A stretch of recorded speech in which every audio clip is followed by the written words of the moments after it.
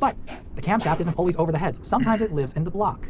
Many of those engines will use push rods, basically metal sticks, which ride on the cams, and then they stick up into the head so that as the cams rotate and the lobe pushes up on the stick, the push rod will actuate itself against a rocker arm, which then pushes down on the valves.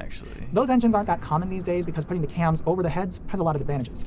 Oh, and not every engine will use a timing chain. For some reason, we decided to start using timing belts made of rubber. Okay, the reason was that it made engines a little quieter. And it's not completely without merit, but don't get me started on Ford's wet timing belt situation. Just an utterly terrible idea they should be shamed for forever.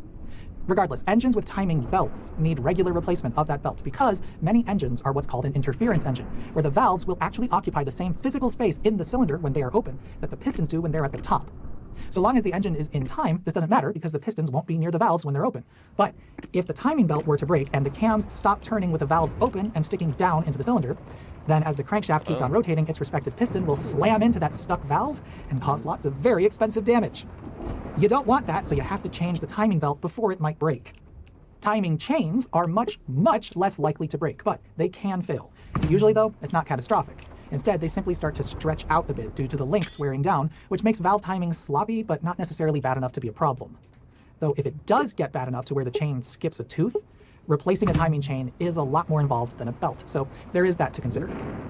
Right, and some pushrod engines don't use a belt or a chain. If the camshaft is close enough to the crankshaft, you can simply use interlocking gears. But again, pushrod engines in cars are pretty much a relic of the past with some notable exceptions. Oh, and also there's flathead engines where the valves aren't even in the heads, but those are very old designs, and this rabbit hole is very, very deep, and eventually you just have to stop. Speaking of stop, at this point you're probably wondering how any of this relates to the intro and the thing about that little red light with a picture of an oiling can. Well, everything we've been talking about is made of metal. There's metal-on-metal contact everywhere inside this engine, and those bits of metal spin really, really fast. Or in the case of the pistons, those bits of metal slide against each other really, really fast. And that's going to cause a lot of damage unless you have lots and lots of lubrication. And that is what engine oil is for. Hanging off the bottom of the engine block is what's called the oil pan. And this is effectively just a big bucket which holds several quarts of motor oil. Well, this engine has a weird design, and the block is split into two pieces, so it doesn't really have an oil pan per se, but the gist is the same. This bottom half of the block, alongside a plate, which is the closest thing to an oil pan this engine has, holds just about 4 liters of oil. Apparently, its precise oil capacity is 4 3/8 of a US quart. And sitting below the crankshaft inside the oil pan is this thing, the oil pump. Every engine, which isn't a tiny little thing for like a lawnmower, has an oil pump, and in this one, it's driven by the crankshaft via a second chain. So long as the crankshaft is spinning, the oil pump will be too. And what this does is suck engine oil out of this pan with this pickup tube, force it through a filter to catch any contaminants, and from there, the oil gets sent through many, many tiny little holes and passageways throughout the engine. Look closely at practically any part of an engine which moves, and somewhere along the mating surface, you're going to find a hole, which eventually leads back to the oil pump. There are so many holes because when an engine is running, oil is getting forcefully sprayed all over the dang place. In fact, if you were wondering what some of these other holes in the head gasket were for, well, some of these deliver oil under pressure from the block and into the cylinder head so that it can lubricate the bearings of the camshafts as well as the cam lobes as they slide along the valves. That's why there's oil oozing out of different places in this footage. Some of the other holes in this head gasket allow that oil to return to the oil pan with the help of gravity, though other holes are for engine coolant, which we won't be talking about today. Regardless, let's take a close look at the block and crankshaft bearings because they reveal how this works the best. This port with an orange O-ring on it is where oil is fed from the pump. Once it finds its way in the block, the oil flows through a series of tubes, and you can sort of make out the shape of these tubes and how it tees off here in both directions by looking at the casting of the block. If we look at the main bearing surfaces in the block, we'll see that there's a hole in each one of its bushings. If I remove the bushing, we'll find another larger hole behind it. The oil pump forces a steady stream of oil through those holes whenever the crankshaft is spinning, and that creates a fluid bearing. Once there's oil pressure, the metal surfaces aren't actually touching each other. Instead, they glide past each other with a thin film of oil between them. That's how the bearings allow the engine to spin smoothly, despite the fact that they're literally just two pieces of metal. But you'll notice that there's a channel or groove cut into the bushing here. That is there to create a pathway for engine oil to make its way around the bearing and into the crankshaft itself. Notice that the bearing also has a hole. That hole will move around as the engine spins, but it will always be above that groove, and so will always be fed oil from the block. And here we can actually see where the hole leads. Another hole onto another bearing, the bearing that the connecting rod attaches to. This is so that those bearings also get lots of lubrication, and we get that fluid bearing effect, which keeps the metals from touching. Which, by the way, in case it's not clear, oil is only under pressure inside all those passageways and ports and stuff. There's a whole bunch more of them too, which I haven't covered inside the cylinder head to keep the camshafts lubricated, as well as the moving parts of the valves. But once the oil makes its way out of whatever confined space it used to be in, it will just sort of ooze out, and then it's got to get back to the bottom of the engine so the oil pump can suck it up again. So there is also a series of pathways throughout the engine that will simply return any pooling oil to the bottom via gravity. And that's why internal combustion engines need to be close to upright to operate. If I were to turn this engine upside down and try and operate it, or frankly even on its side like it is now, oil would be pooling in places it shouldn't go, and the oil pump won't be able to get it, and so the lubrication system just wouldn't work. And that's bad, because everything inside this engine moves stupidly fast. If for whatever reason the engine were to lose oil pressure, then suddenly you have a very big problem. That nice fluid bearing effect you get, which keeps the metal parts from actually touching each other, will go away, and now metal parts are rubbing against each other very quickly. And that's going to produce a lot of friction, which will produce a lot of heat, and before long, the engine will seize, meaning parts get fused together and it can no longer spin at all. It is possible to get a seized engine unstuck, but it will definitely be damaged in some way and will likely have a greatly shortened lifespan. So you never, ever, ever, ever want to run an engine without knowing that there is sufficient oil pressure to keep that from happening. And that is what that light is for. It's connected to a pressure switch, which in its resting state is closed. In other words, when there is no oil pressure, that switch completes a circuit which lights up that light. This is what the pressure switch looks like. It's an unassuming little thing. Once the engine is turning, the oil pump will start forcing oil into all those passageways, and this port on the side is tapped off of those passages. So sufficient oil pressure will open this pressure switch and extinguish the warning light. This design allows you to check that the pressure switch is actually functional, because if you simply turn the key without cranking the engine, you should see the oil pressure light. There's no oil pressure yet because the engine isn't running. But when you start the engine, that light should go out almost immediately. And if it doesn't, there's a problem. That problem isn't necessarily with the engine, of course. It could simply be a bad pressure switch. But that's a really risky assumption to make, because if that light and the switch is working as it should, then if the light comes on, you are then running your engine without oil pressure, which will kill it. Oh, and fun fact, eagle-eyed viewers of the catalytic converter video may have noticed that this car had a bad pressure switch, but it failed open. The oil pressure light was never coming on, even without the engine running. Here's me turning the key, and that light is nowhere to be seen. This meant the car could never warn me that I've lost oil pressure, which isn't as bad as actually losing oil pressure, of course, but it's still quite bad. Luckily, I happened to buy this entire engine for making videos, and it had its own oil pressure switch on there, so I just swapped them over, and now that light is actually doing its job. Quick side note, a lot of older cars didn't have an oil pressure warning light, and instead had an oil pressure gauge. But that's mostly gone, much to the chagrin of John Davis of Motor Week. Some new vehicles still have oil pressure gauges, but they're mainly found in big trucks, because getting to see an engine oil pressure readout makes some people feel big and manly and important. But I mean, most people don't really care how much oil pressure an engine is producing at any given moment, and without knowledge of how much is actually correct, a gauge isn't that useful anyway, and that's why a simple pressure switch and warning light which indicates oil pressure is below a safe threshold is frankly better. Yeah, I said it. Gearheads like to call these idiot lights because we used to expect people to know they should be checking the gauges frequently. In fact, some cars in the past had a little yellow warning light which literally said, check gauges. But while I too lament the loss of drivers being expected to know a little more about how their cars work than they seem to now, I think it's fair to say a warning light is all that's really needed, but you do need to know what that warning light means. On that note, why might you actually lose oil pressure? Well, it's very rare for it to suddenly just happen. I hope I haven't made it sound like this is something you need to be extremely vigilant about all the time, though you probably should watch the oil pressure light closely after you get an oil change, and I'll explain that further in a moment. If you're just driving around on a normal day though, it's extremely unlikely that your engine will suddenly lose oil pressure. That would really only happen if the oil pump were to somehow fail, and given that it's literally the most lubricated part in the whole engine since it sits in oil and pumps it around, that's quite rare. It does happen, but it's extremely rare. However, if your engine burns oil, which it shouldn't, but it tends to start happening when an engine gets very old and worn out, or if it wasn't designed very well, then the amount of oil inside your engine slowly drops as you use your car. There's quite a good deal of margin for error, so losing a quart of oil between oil changes is not likely to cause a problem. But if your engine burns through a lot of oil, then eventually the oil level can get low enough that the oil pump starts to have trouble sucking any up through the intake tube. If this is happening, the oil pressure light will likely come on and off, seemingly at random. That is not as bad as not having any oil pressure at all, but it's still quite bad. The bearings inside the engine aren't always getting good oil flow, and they're going to start wearing out a lot faster than they should. So you probably need to add some oil to your engine if that light is coming on intermittently. But the most common reason you might one day lose oil pressure is when somebody makes a boo-boo. For example, you went in to get an oil change, and the technician forgot to actually fill the engine with new oil after they drained the old oil out. Or maybe they forgot to put the drain plug back, or perhaps they didn't tighten it enough and it backed itself out as you were driving, and your car puked all of its oil onto the ground. To be clear, I don't want to make it sound like that happens all the time, but seriously, after you get an oil change, pay attention to that light for a while. You really want to make sure it goes out quickly once the engine turns over and stays out. But speaking of oil changes, this car's due for one, so let's do it. Why not? In fact, I have no idea whether it's actually due for one, but that's kind of why I'm doing it. Changing your own oil is actually quite easy, but I don't really recommend it because it's messy, you have to deal with the old oil, and yes, parts stores will take used oil for free, but it's still annoying, and it honestly hardly saves any money. But why don't I show you the process? Actually, first, if you don't know why you have to change the oil every some thousand miles or so, well, here's why. The oil gets really hot, and the piston rings aren't perfect. Remember, there's a whole bunch of explosions going on in here, several every second, just at idle. And the intense pressure inside the cylinders means some combustion byproducts are going to end up getting past the piston rings and into the crankcase, where they'll mix with the engine oil and start to contaminate it. That will eventually start to chemically break it down. And if that's not bad enough, the oil which clings to the cylinder walls gets extremely hot, which also causes chemical breakdown. Over time, this causes the oil to lose its lubricative properties, and that means your engine can start to wear. And if you're really overdue for an oil change, little bits of stuff can precipitate out of old engine oil and stick to things. That's engine sludge, and if it gets bad enough, it can start breaking things by plugging up those tiny oil passageways.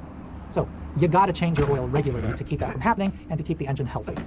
I'm deliberately not commenting on how often you should do that because nobody agrees, but my basic advice is consult your owner's manual and maybe do it a little more often than it says you should.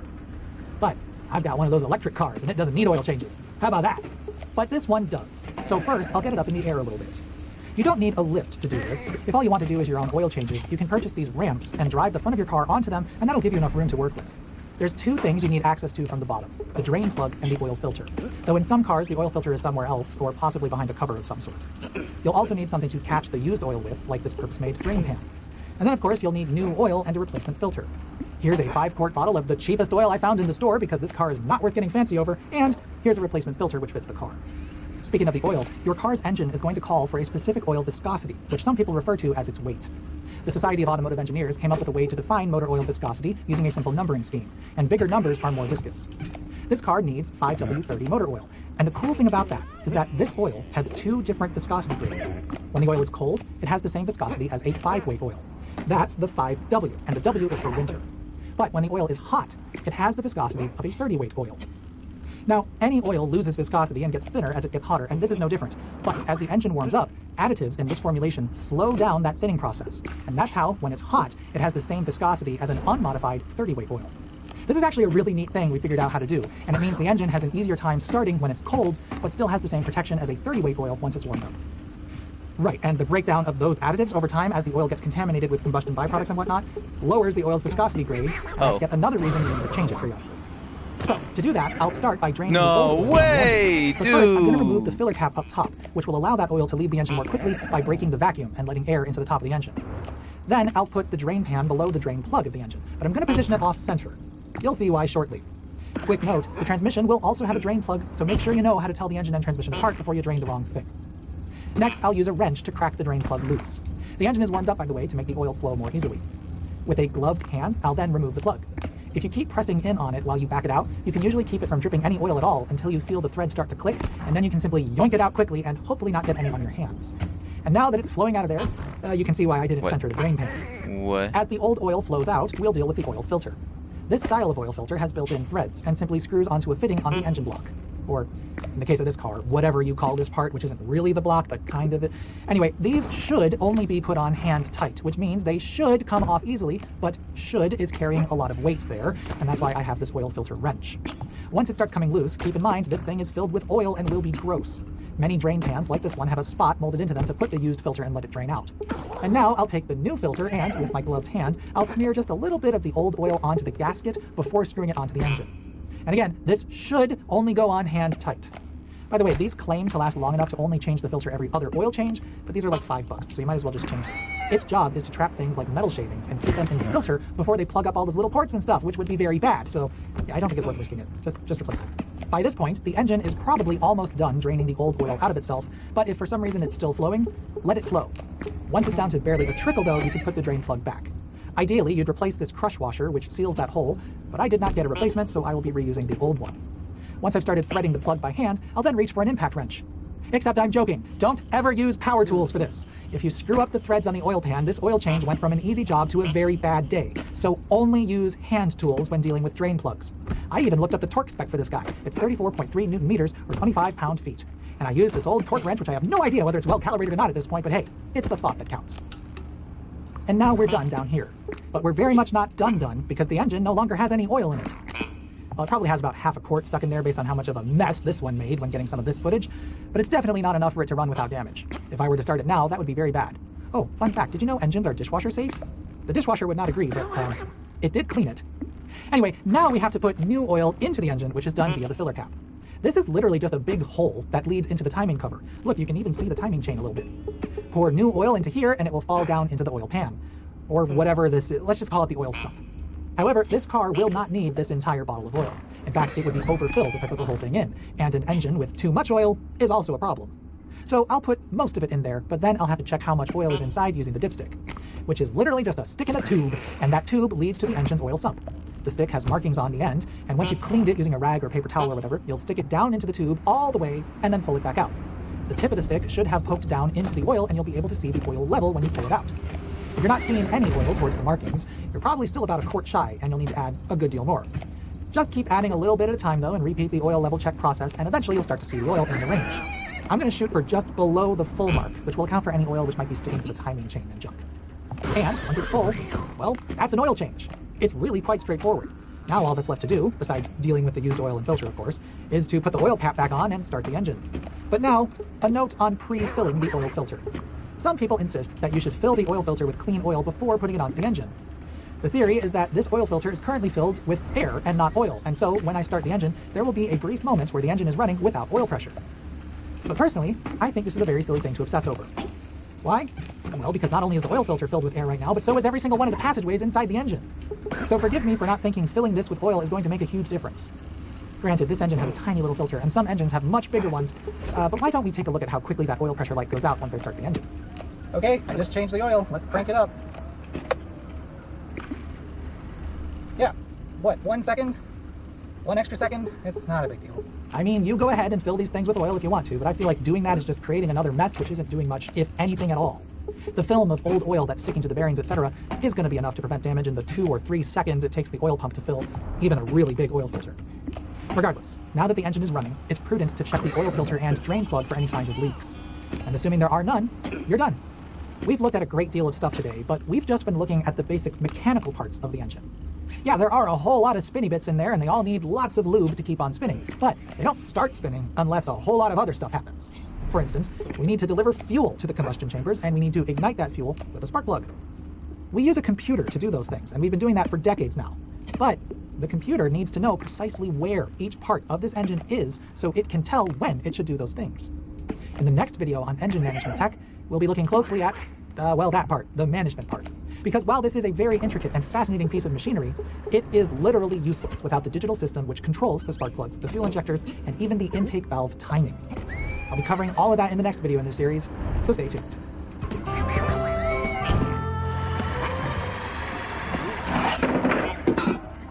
It's fine.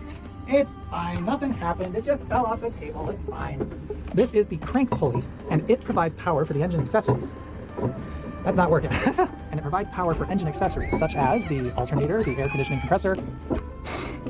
I thought you would behave a little better. You didn't. You didn't. It's fine. Nothing happened. It's fine.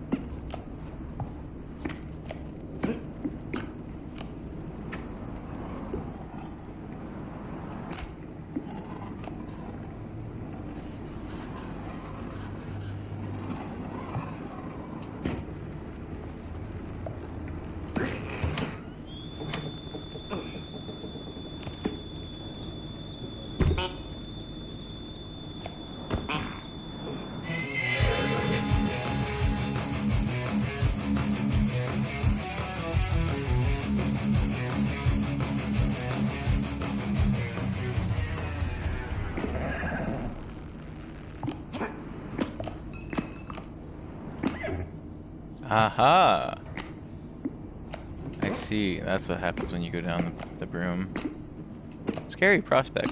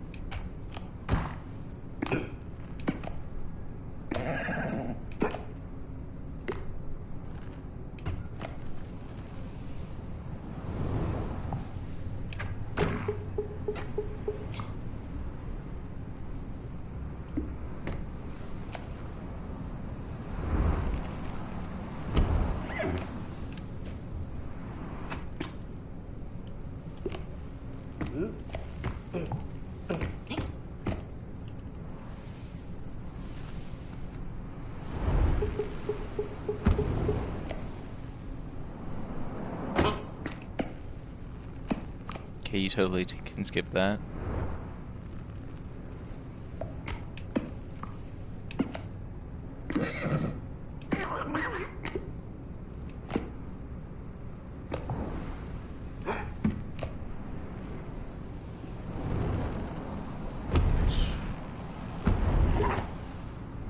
Come on, come on, yes.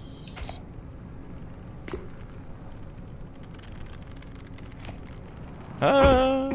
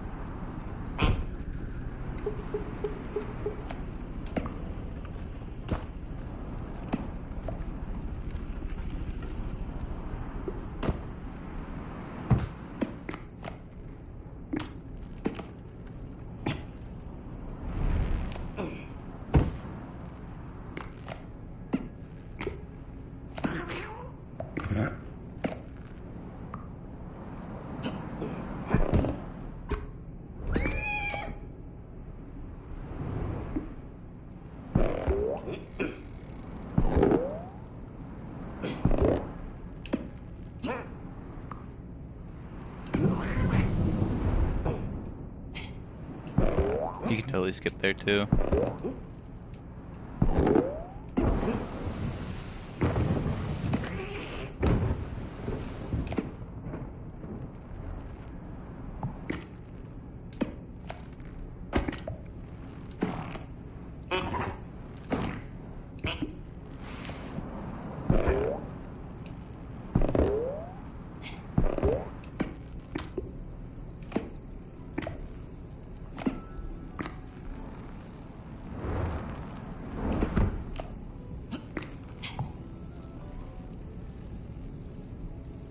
Not minus 9 minutes.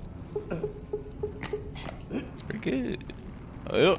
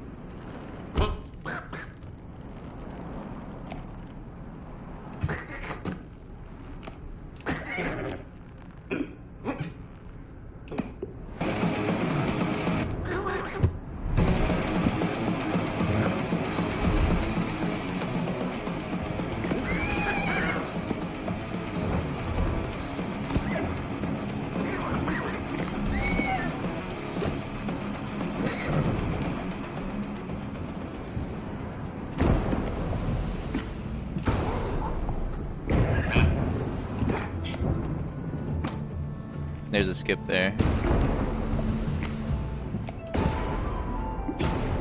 Because you could probably grab the monkeys if you got enough height.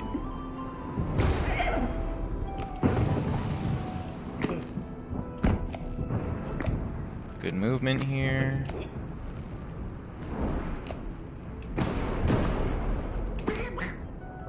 Bad movement, but good enough.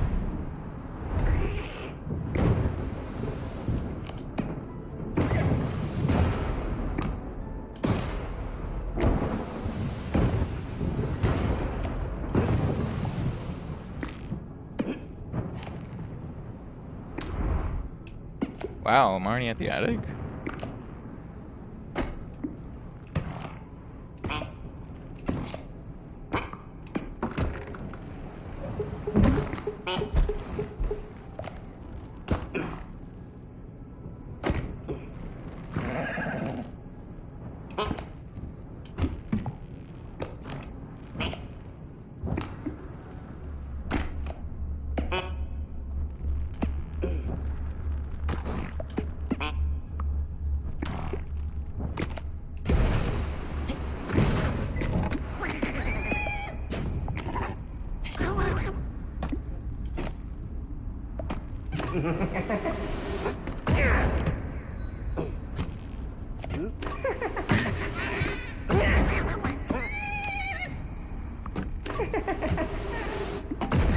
Oh, come on. Wait a second.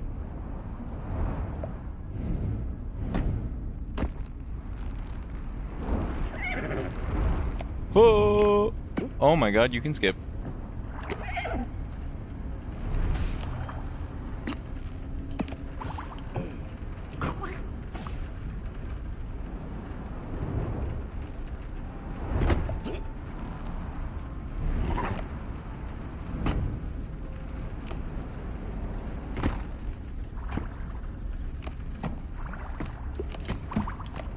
Oh no!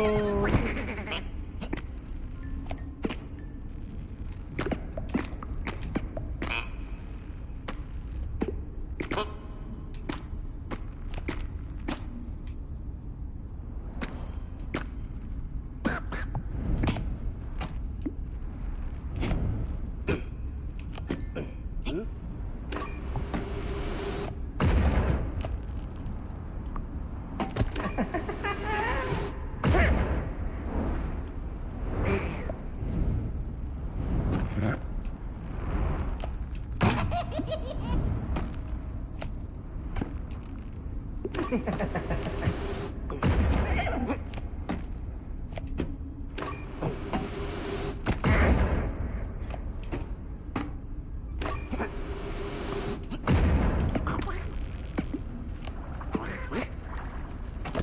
thought that was going to be effective, but I didn't know how effective it was going to be.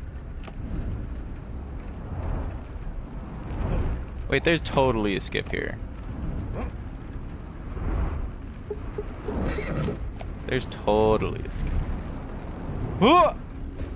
Oh my god, you totally could skip that if you get the right timing.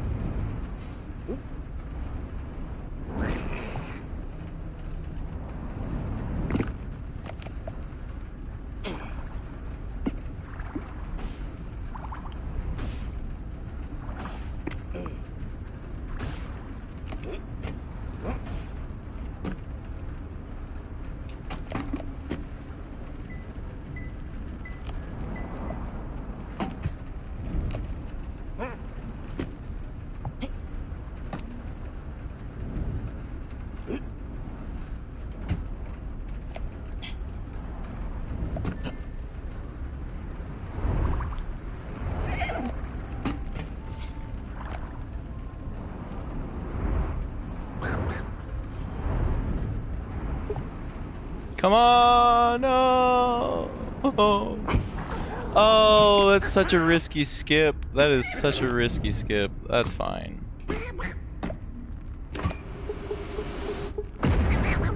Oh, that's very consistent. That's actually my favorite part now, this part.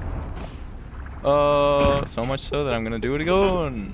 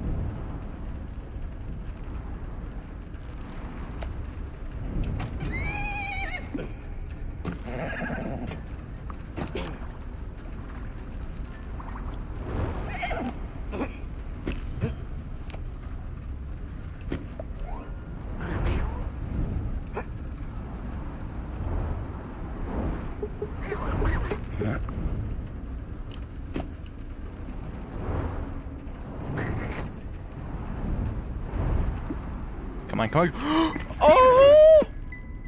Holy shit, that's a hell of a skip. Oh my god.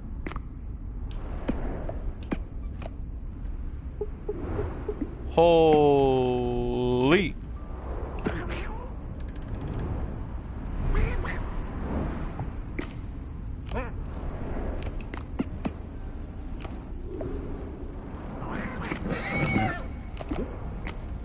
Alright, well. Ah!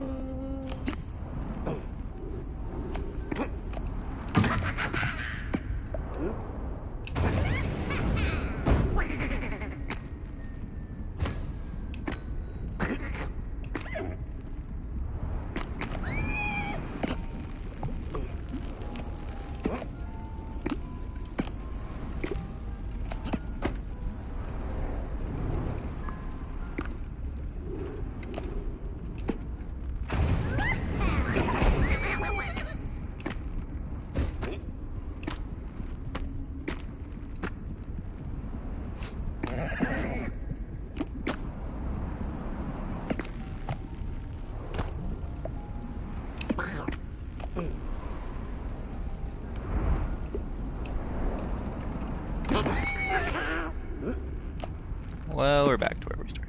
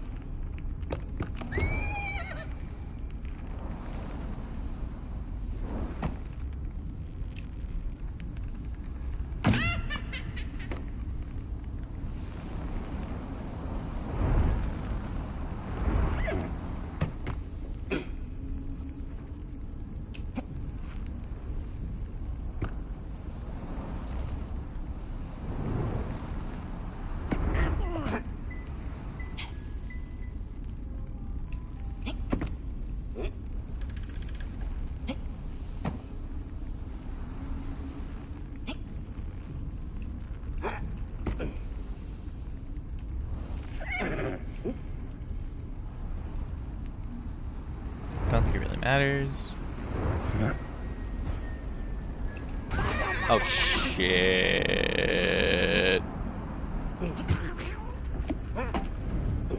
Well, this just gives me more practice to do this skip.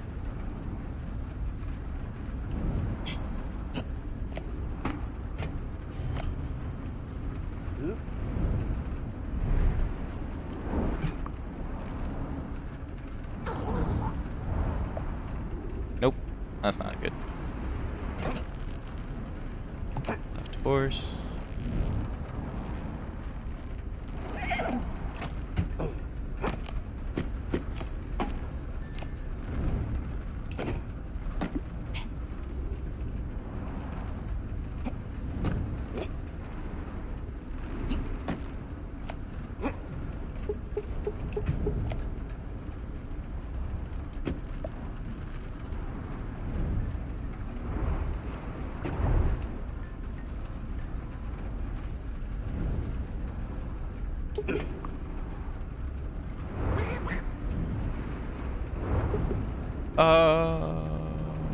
Okay.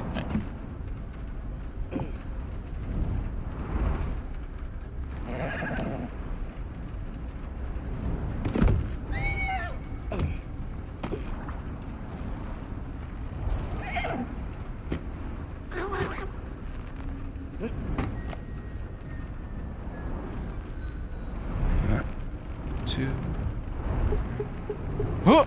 Oh, not enough. But you could just go to the thing. Oh my god, this is such an easy skip. Oh, maybe not. Maybe not.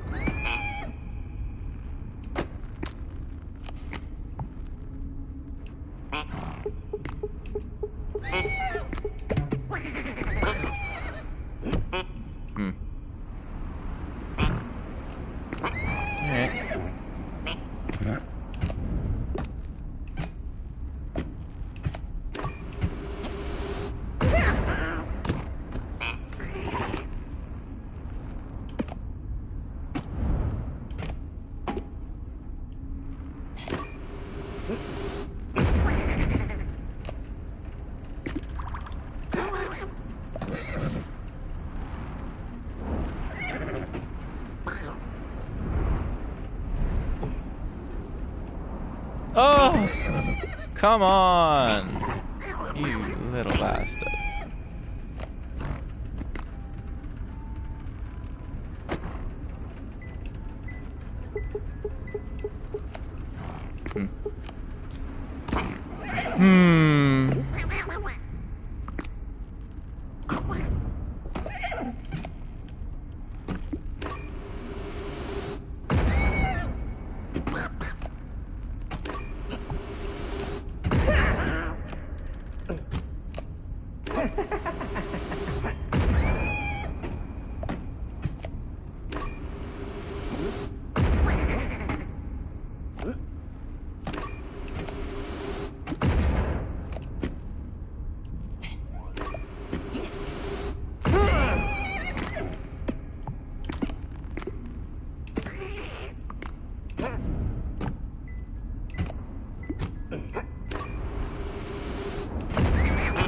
Ow.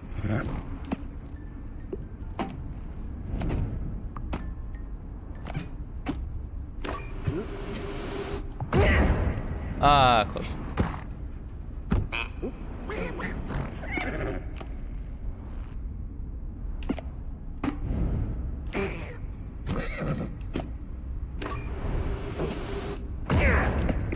Nice.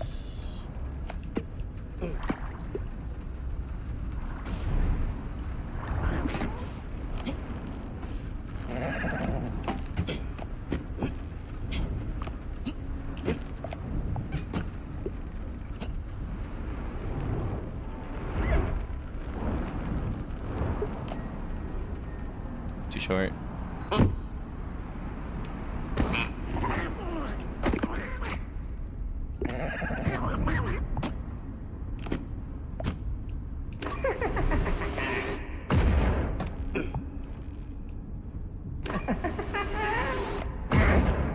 Oof.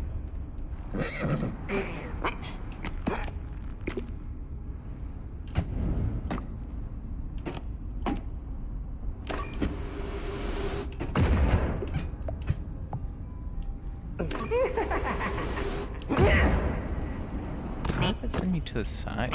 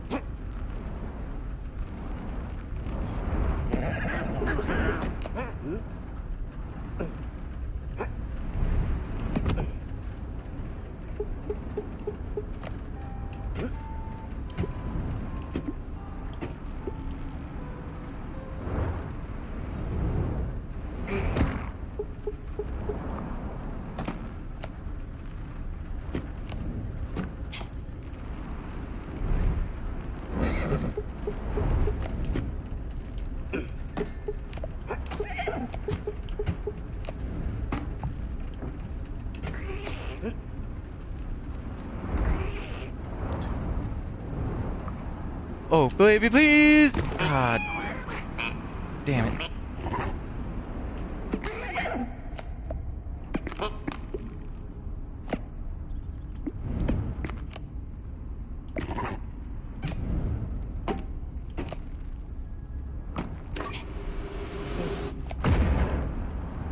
Why does that kick me to the left?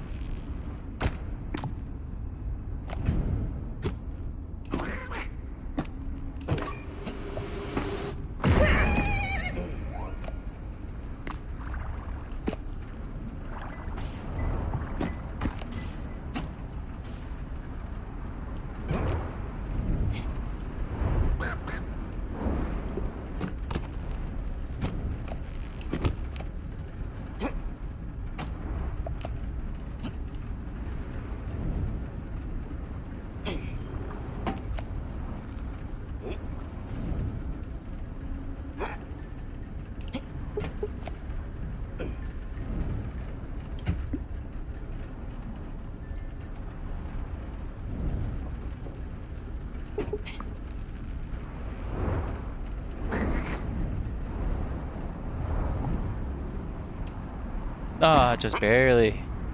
Okay, never mind. It's a pretty hard skip.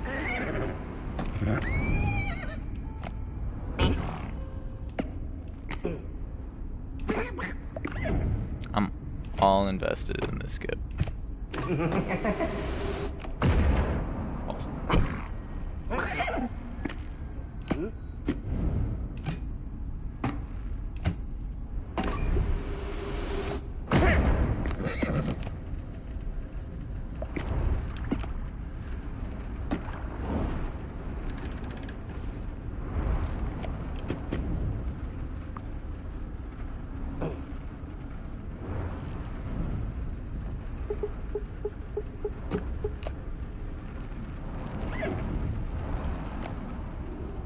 Got the height on that one, but definitely not what I need.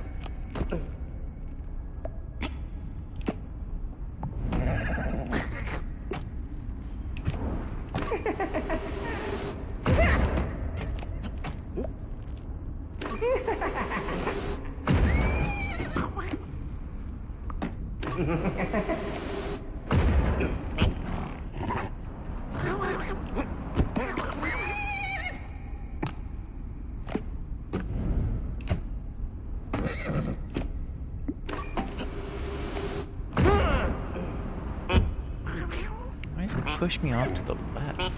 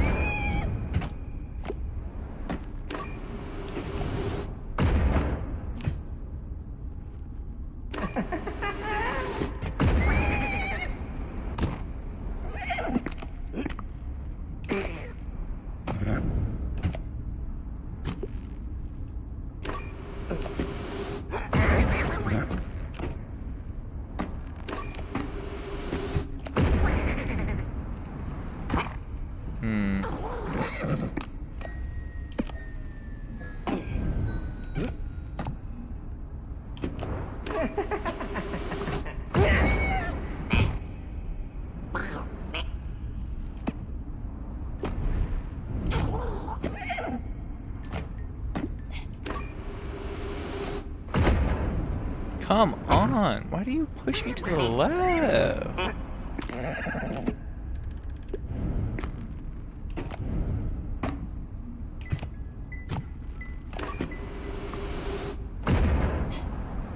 Again, it's to the left.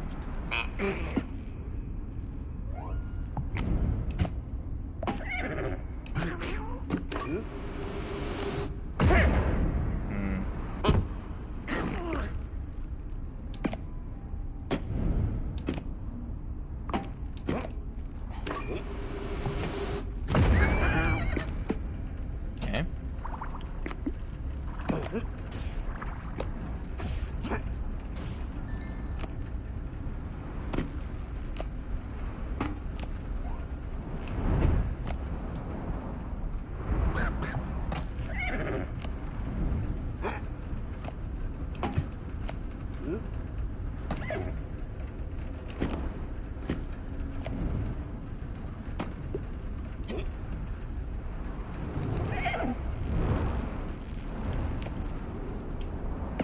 Woo! I did it!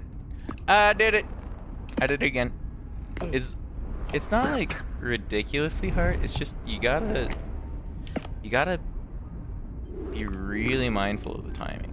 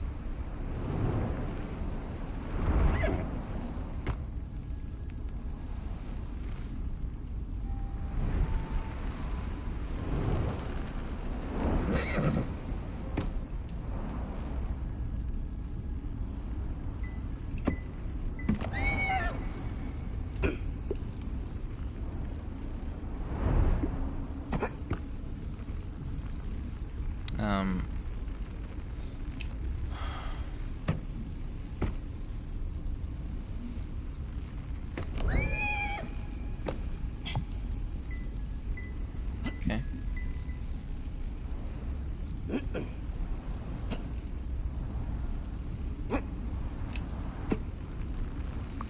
Easy.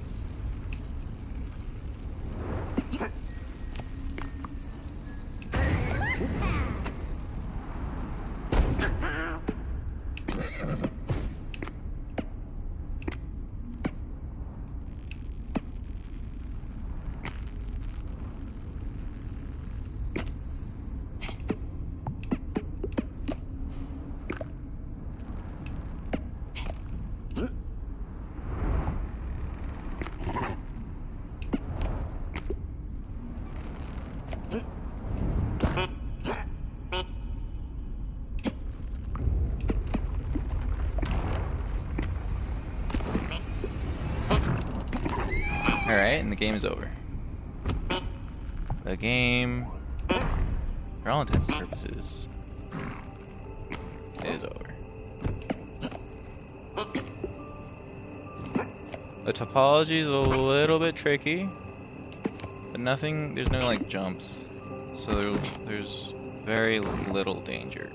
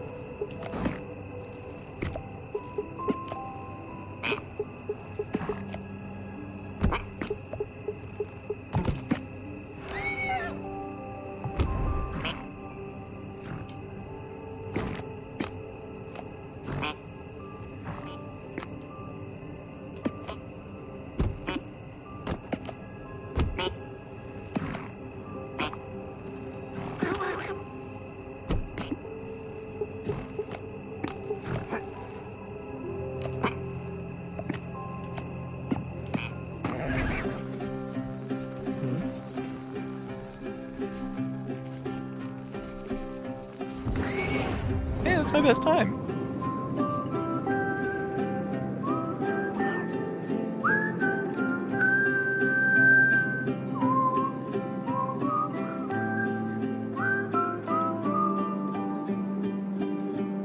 I'm almost sub-hour.